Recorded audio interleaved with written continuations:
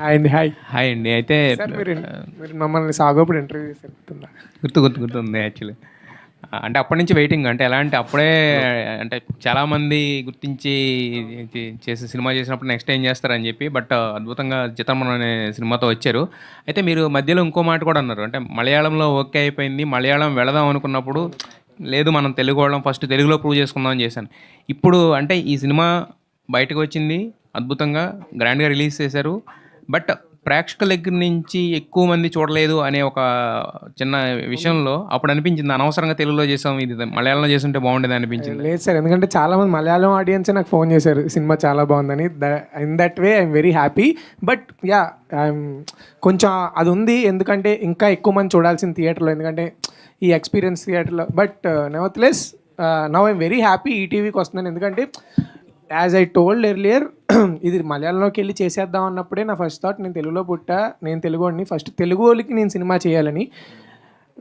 I think right now huge దాని ఏమంటారు subscriber base ఉన్న ఏకైక ఓటీటీ ఈటీవీ విన్. సో ఇప్పుడు దీని ద్వారా ఎక్కువ మంది తెలుగు ఇంటికి వెళ్ళొచ్చు అన్న హ్యాపీనెస్ అయితే ఉంది సార్. చూసిన ప్రతి ఒక్కళ్ళు బాగుందన్నారు. బట్ ఏ పాయింట్లో కనెక్ట్ అవ్వలేదు అనుకుంటున్నారు మీరు? ఈ సినిమా కనెక్ట్ ఏ పాయింట్లో జనాలు ఎక్కువ రాలేదనుకుంటున్నారు? ఇప్పుడు స్ట్రీమింగ్ వస్తుంది కదా, సో ఏ పాయింట్లో ఎక్కువ కనెక్ట్ అవుతారని అనుకుంటున్నారు? అది అంటే మేబీ ప్రమోషన్స్ వైజ్ మేము అంత చేయలేకపోయి ఉండొచ్చు మేబీ మా సినిమా గురించి. బట్ చూసిన అంటే నా బిలీఫ్ ఏంటంటే చూసిన ఏ హ్యూమన్ అయినా కనెక్ట్ అయ్యే స్టోరీ అని నా ఫీలింగ్. ఎందుకంటే వెరీ హ్యూమెన్గా రాసిన కదా, సో చూసిన ప్రతి హ్యూమన్ కనెక్ట్ అవుతారన్నది నా feeling sir. Yeah, Sai Krishna గారు, అదే ఇప్పుడు శ్రీ చిదంబరం గారిని అందరికి చూపించడానికి తీసుకొస్తున్నారు కదా, సో ఇది ఈటీవీ విన్ ద్వారా మీరు తీసుకురావాలనుకోవడానికి మీకు కనెక్ట్ అయిన పాయింట్ ఏంటి సార్? ఫస్ట్ అదే సార్, అదే రూటెడ్ స్టోరీ. ఒక చిన్న కాన్ఫ్లిక్ట్, ఒక వరల్డ్, ఒక రాజమండ్రి ఒక నుంచి ఒక 70-80 కిలోమీటర్లు ఉండే ఒక ఊరిలో ఒక 100-200 గడపలు ఉండే ఊరిలో ఆ ఊరిలో ఒక అతనికి ఒక ఇన్సెక్యూరిటీ ప్రాబ్లం ఉంటే ఎలా ఉంటుంది, అదే వెరీ జనరల్ మనకుండే relatable conflict and rooted world. So ఇలాంటి సినిమాలు ఎప్పుడు ఈటీవీలోనే ఉండాలనుకుంటాం మేము.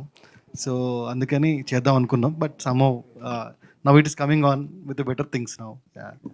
అండ్ ఇది ఇందాక మీరు అన్నట్టుగా ఇది మలయాళం లాంగ్వేజ్లో కూడా అవైలబుల్ ఉంటుంది ఈటీవీ విన్లో. సార్ మరి ఈ కథ మీ దగ్గరికి వచ్చినప్పుడు ఫస్ట్ ఈటీవీ విన్ చేయాలనుకున్నప్పుడు అప్పుడు చేయకపోవడానికి కారణం ఏంటండి? అప్పుడు చేయకపోవడానికి 2-3 రీజన్స్ ఉన్నాయి సార్. ఎందుకంటే ఆ రోజు సమ్వేర్ ఎప్పుడు మా వినేది 2 years అవుతుంది కదా, బిఫోర్ లిటిల్ హార్ట్స్. సో ఈ సినిమా 2 things అండి. అప్పుడు మేము ఎక్కువ సిరీస్లు చేద్దాం, రిలేటబుల్ సిరీస్లు, అర్బన్ వరల్డ్ ఇలాంటివి చేద్దాం అనుకున్నాం. సో అక్కడెక్కడో ఫిట్ అవ్వలేదు అనిపించింది ఆ స్ట్రాటజీకి.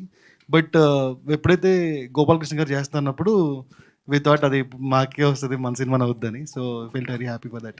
ఈటీవీ విన్ స్ట్రాటజీలు ఏమైనా మారాయండి? ఇప్పుడు ఇందాక మీరు మాట్లాడుతున్నట్టు అర్బన్ కథలు చేద్దాం అనుకున్నారు అప్పుడు.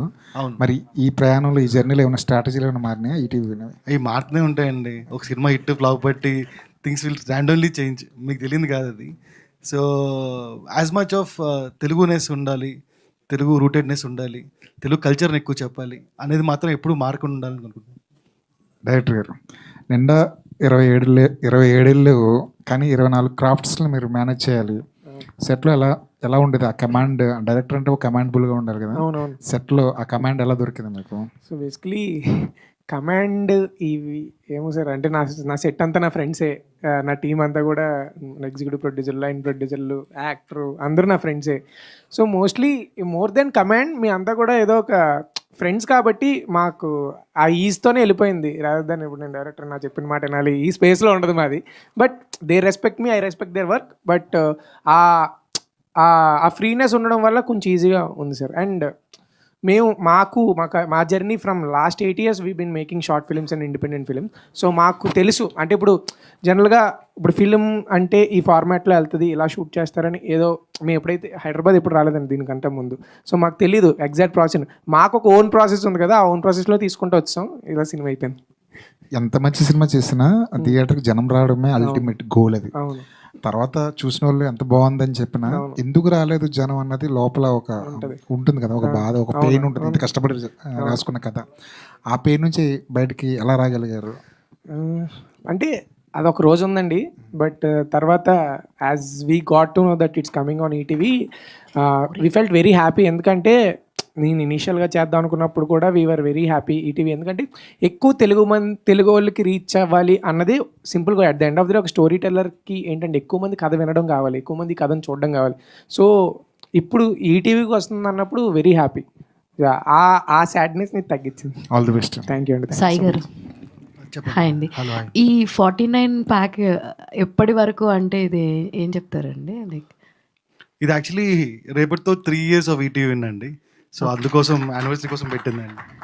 All the very best and congratulations అండి. అండ్ ఇంకొకటి ఏంటంటే particularly I just want to talk about music directors of this film Chandu and Chandu Ravi. Ravi, yeah. మీకు వాళ్ళు విపరీతమైన క్లోజ్. ఎందుకంటే అనగనగా నుంచి అవునండి. You are the one who brought them అన్నట్టు అనిపిస్తుంటుంది. అలా ఏం లేదండి. They are the made life to Anaganaga. They made life to Anaganaga and they gave life to Shri Chidambaram garu. నేను వాళ్ళతో మాట్లాడటం జరిగిందనమాట. అప్పట్లో మాట్లాడినప్పుడు ఇలాగ ఈటీవీ విన్ అని వచ్చేస్తుంటే సారీ వంశీ గారు ఇలా కదా అని అన్నా. బట్ ఇండైరెక్ట్లీ ఇప్పుడు మళ్ళీ ఈటీవీ విన్ తోటే శ్రీ చిదంబరం కూడా రావడం చాలా చాలా హ్యాపీగా ఉంది. అయితే మీరు మొన్న మాట్లాడిన మాటల్లో సినిమా పరంగా వచ్చేస్తున్నాము అని చెప్పని అన్నారు కదా సార్. అండ్ నెక్స్ట్ మేము సిరీస్కి కన్వర్ట్ చేస్తున్నాం, అయితే థియేటర్స్లో కాకుండా ఓన్లీ ఈటీవీకే స్ట్రీమ్ చేసేటట్టుగా ఉంటుంది అన్నట్టు మెన్షన్ చేశారు కదా. అండ్ ఆ సిరీస్ ప్రాసెస్ ఎంతవరకు వచ్చిందంటే what you will say? Start చేయాలండి. ఇంకా అంటే ఒక 3-4 సిరీసెస్ జరుగుతున్నాయి. ఇంకెక్కువ సిరీస్ తీద్దాం, లాంగ్ ఫార్మాట్ స్టోరీ చెప్దామని. ఇంకా మంచి ఆస్పిరెంట్ డైరెక్టర్స్ ఎవరు ఉంటే మంచి కథ వస్తే చేద్దామని. సాయి గారు, ఆల్ ది వెరీ బెస్ట్ అండి. సార్ సాయి గారు, ఈ ఓటీటీ ఇండస్ట్రీలో జనరల్గా వచ్చే టాపిక్ ఓటీటీ ప్లాట్ఫామ్స్ పర్చేజెస్ గురించి, వాటి గురించి. సార్ పెద్ద ప్లాట్ఫామ్స్ అమెజాన్ అయితే తగ్గించేసినాయి. నెట్ఫ్లిక్స్లో కూడా బాక్స్ ఆఫీస్ వైజ్గా, నెంబర్స్ వైజ్గా ప్రైజెస్ పే చేస్తున్నాయి. అవును సార్. కొన్ని లోకల్ ప్లాట్ఫామ్స్ కూడా చాలా తగ్గించేసినాయి. అవును సార్. అంటే ఏంటి future of OTT and industry అంటే ఈ పరంగా? అంటే సినిమాలు ఉన్నంతకాలం జరుగుతూనే ఉంటుందని సార్. అంటే ఎక్కువ థియేటర్ వైపు రిజంబ్లెన్స్ ఎక్కువ ఉంటుందని సార్ నా ఫీలింగ్. అంటే ఒక 3-4 years బిఫోర్ కోవిడ్ ఎలా ఉందో ఇప్పుడు కూడా అలానే ఉండిద్దేమో అనుకుంటున్నాను నేనైతే. అంటే ఈటీవీలో ఇప్పుడు దాకా ఆ సిస్టమ్ లేదు కదా, బాక్స్ ఆఫీస్ లింక్డ్. ఎప్పుడు ఉండదు సార్. ఎప్పుడు ఉండదు సార్. ఓకే. ఎప్పుడు కూడా ఉండదు. ఎందుకంటే మేము ఈ సినిమా చూసే తీసుకున్నాము అండ్ నచ్చి తీసుకున్నాము at the price we arrived at. So మళ్ళీ దానిలో బాక్స్ ఆఫీస్ కలెక్షన్ లింక్ చేయాలి, అవన్నీ చేయాలనుకోవట్లేదు సార్. ఎప్పటికీ చేయం. So straight to cinema price ఏం డిమాండ్ చేసి అది పే చేయడానికి రెడీగా ఉన్నాం. మేము తీసేటప్పుడు కూడా సిరీస్ కానీ సినిమా తీసేటప్పుడు కూడా what ever the content demands ఆ బడ్జెట్ పెట్టడానికి రెడీగా ఉన్నాం. సో 3 years అయింది అంటున్నారు ఈటీవీ. అవును సార్. ఇప్పుడు నెక్స్ట్ లెవెల్లో అంటే ఒక పెద్ద బడ్జెట్ ఫిల్మ్స్ని అప్రోచ్ అవడంలో ఏదైనా కొత్తగా తీసుకోబోతున్నారా, లేకపోతే ఇప్పుడు ఎలా ఉందో స్ట్రాటజీ అలాగే ఉండబోతుందా? ఇలా ఉంటూనే పెద్ద కథ వస్తే పెద్ద బడ్జెట్ కూడా పెడదామని sir. All the best. Thank you sir. Vinay గారు. హాయ్ అండి. సో అంటే మీ ముగ్గురు లైఫ్ శ్రీ చిదంబరంకి బిఫోర్ ఆఫ్టర్ ఎట్లా అంటే మూవీకి మంచి రెస్పాన్స్ వచ్చింది కదా, సో మీకు నెక్స్ట్ ప్రాజెక్టులు కావచ్చు ఎట్లా టర్న్ అయింది మీ ముగ్గురు లైఫ్? అంటే అదే అండి, ఆఫర్స్ అయితే వచ్చాయి. నాకు ఒక 5 offers వచ్చాయి. But yeah I'm writing my next story. అది రాశాక ఏం చేద్దాం ఏంటనేది డిసైడ్ అవుదాం అని చూస్తున్నాను అండి. యా నెక్స్ట్ మూవీస్లో అలా పట్టుబట్టి ఆయనే హీరో చేస్తారా ఏంటి అసలు? మీకు ఇది మీకు ఫస్ట్ లా కనబడుతుంది. ఈడిది నాది 8 ఏళ్ళు కదా. నేను చేసిన 5 షార్ట్ ఫిల్మ్లోనే ఆడో హీరో. సో నేను కూడా బయటికి వెళ్ళాలి కదా. సో వేరే వాళ్ళతో చేద్దాం అనుకుంటున్నా. యా వంశీ గారు మీరేమంటారు, మీ లైఫ్ ఎట్లుంది? అంటే దీనికోసమే వచ్చామండి హైదరాబాదు. ఇదే ఎక్స్పెక్ట్ చేసి జర్నీ స్టార్ట్ చేసాం కాలేజ్ డేస్ నుంచి. సో చాలా హ్యాపీగా ఉంది. బట్ ఆఫ్టర్ చిదంబరం అంటే ఒక 2 స్టోరీస్ ఆఫర్స్ వచ్చాయి, అవి వింటున్నాను. అది కాకుండా ఏదో సాధించామన్న కొంచెం ప్రైడ్ అయితే ఉంది.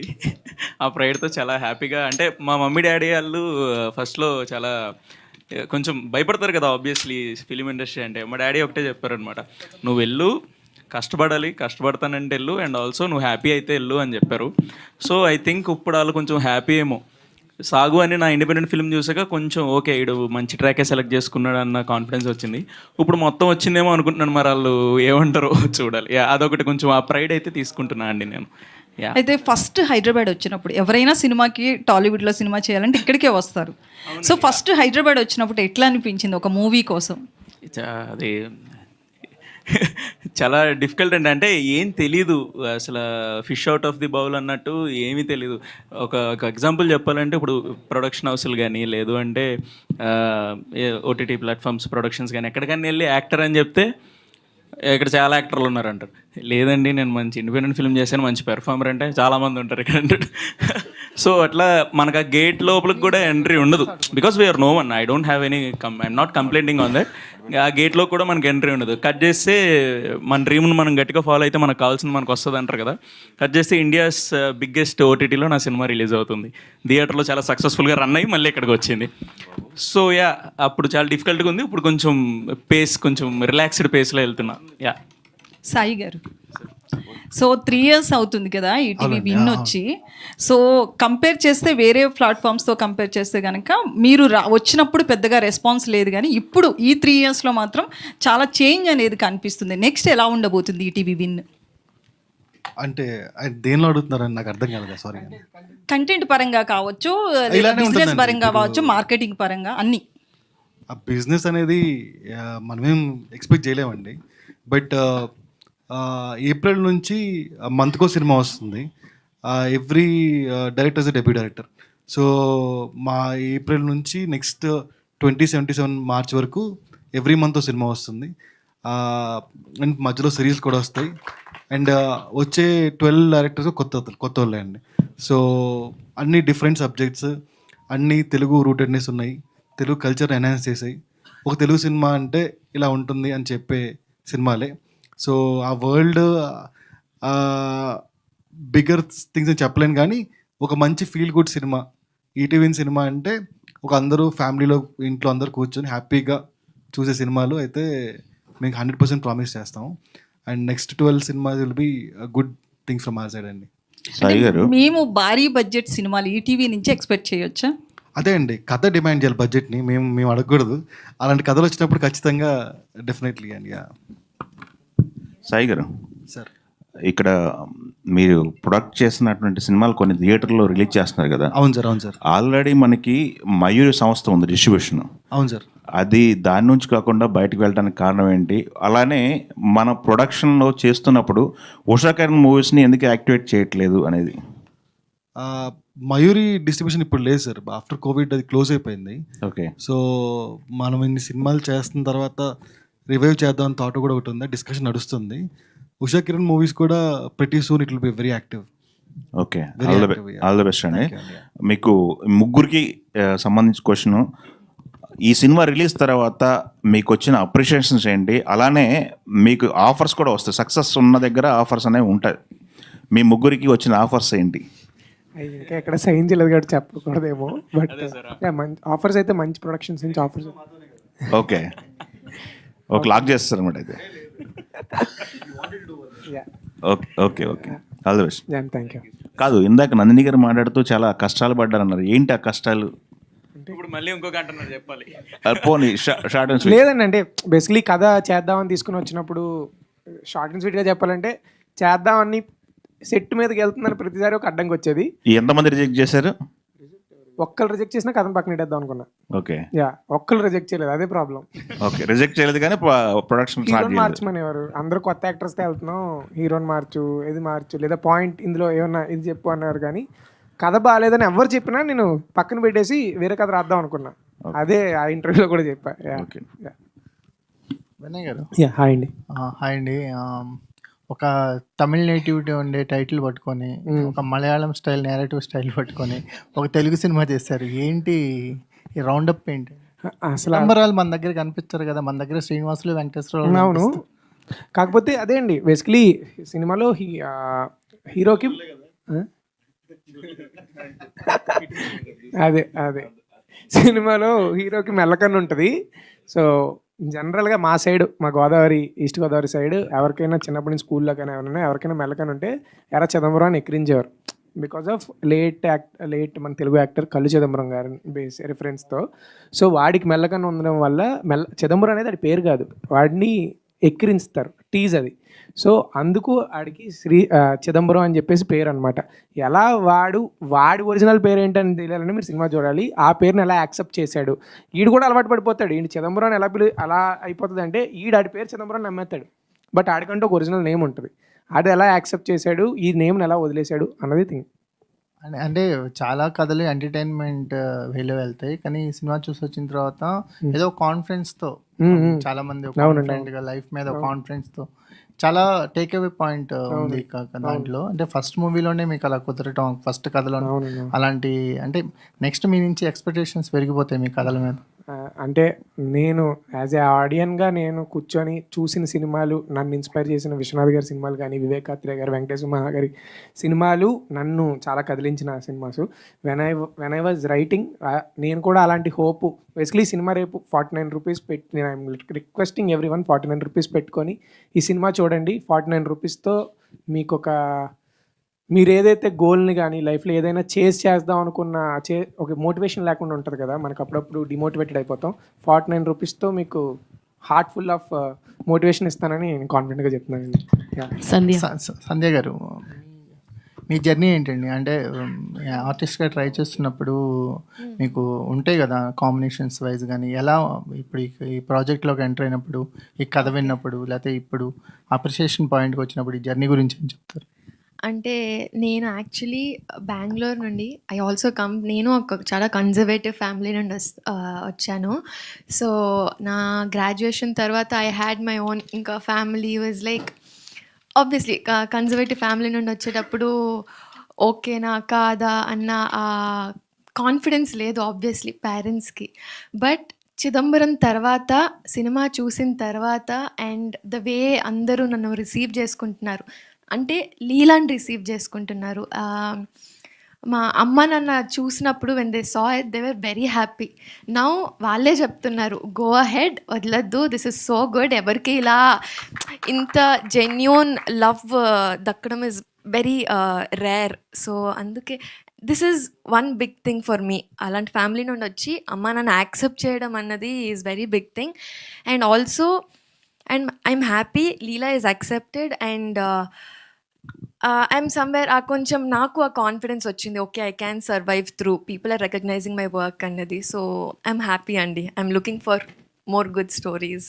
యా సంధ్య గారు, యా అండి. హాయ్. సో సినిమా నేను చూసాను, ఆ రోజు మీతో మాట్లాడడం జరిగింది. అండ్ ఇక్కడ కూడా మీ ఎమోషన్స్ అర్థమవుతున్నాయి. అంటే మీరు ఏ ఫేజ్ నుంచి ఎలా టర్న్ అవుట్ అయ్యారు ఏంటి అన్నది అర్థమైంది. అయితే నాకు ఆల్రెడీ అడిగేశారు question. But what is the best compliment you receive till now after cinema? అంటే మీకు బాగా గుర్తుండిపోయి, ఇందాక ఏం చూసారా నందిని రెడ్డి గారు ఇలా మెసేజ్ చేశారు అనగానే ఎలాగ రిజిస్టర్ అయిపోయింది, అలా మీకు రిజిస్టర్ అయింది ఏంటి?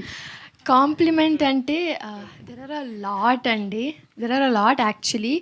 But the best compliment I would say is premieres టైంలో రవి కిరణ్ కోలా గారు యాక్చువల్లీ వచ్చారు. It wasn't a compliment actually. Above words when he walked out, he just held my hand, ఇట్లా షేక్ హ్యాండ్ ఇచ్చి he said nothing, but I could see everything, like that he really liked the performance. I think that's what was the best. చాలా మంది చెప్పారు. And one more చాలా అంటే నాకు ఇలా గుర్తుండిపోయింది మాకు వైజాగ్లో ప్రీమియర్స్ జరిగింది. అక్కడ ఒక aunty, she little like 40s ఆ ఏజ్లో ఉంది. షీ వాజ్ లైక్, మా రాజమండ్రి అమ్మాయిలనే చేసావమ్మా, లీలా మా అమ్మాయి అన్నట్లు షీ లైక్ చాలా జెన్యూన్గా చెప్పింది. So that something will always stay with me. All the very best and Vamsi. ఈ సినిమాకైతే కళ్ళు ఎలా పెట్టుకుని హెడ్ఏక్లు తెచ్చుకున్నారు. మరి నెక్స్ట్ సినిమాలకు కూడా ఏదన్నా ఒక డిఫెక్ట్ ఉంది చేస్తావా అంటే అవి కూడా రెడీగా ఉన్నారా ఏంటి? డెఫినెట్లీ అండి, బేస్డ్ ఆన్ ద స్టోరీ. నాకు చాలా ఇష్టం యాక్చువల్లీ. కొంచెం యాక్టింగ్ కోసం లేదంటే ఆ మూడ్లోకి వెళ్ళడం కోసం ఒక 2-3 స్టెప్స్ డీప్గా వెళ్ళే డీప్గా వెళ్ళే యాక్టర్సే నా ఇన్స్పిరేషన్స్. అలాంటి వాటిని చూసి ఒకటి అమ్మ ఎంత చేస్తారా యాక్టింగ్ కోసం అన్న షాక్లోనే, ఆ మూమెంట్లోనే నాకు కోరిక కలిగిందని చెప్పొచ్చు. That I want to become an actor like that అని. డెఫినెట్లీ చేస్తాను, అందులో ఉంది. All the very best. Thank you so much. Thank you అండి. Thank you sir. Thank you so much sir. Thank you so much.